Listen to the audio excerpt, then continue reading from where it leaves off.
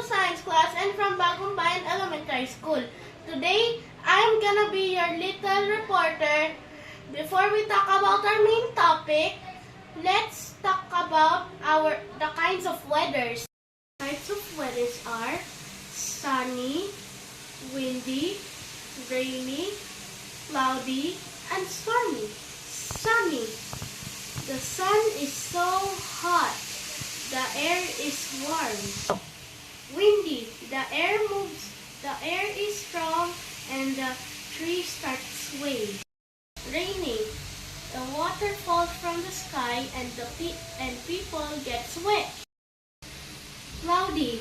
The cloud is full of gray and the wind is cold. In stormy, there is heavy rain, dark clouds, and thunder. Breaking news from Malabon City. The weather suddenly became stormy. Around noon, dark clouds covered the whole sky. Because of Typhoon Yolanda, we only have 30 minutes to evacuate. Here is some tips for the children.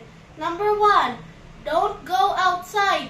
Number 2, stay away from the windows. Step 3, stay near to be close to your family.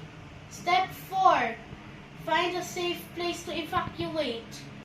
This is Atina Denisiri Camara from Grade 2 Science class, your little reporter. Stay safe, stay dry. God bless you. Bye!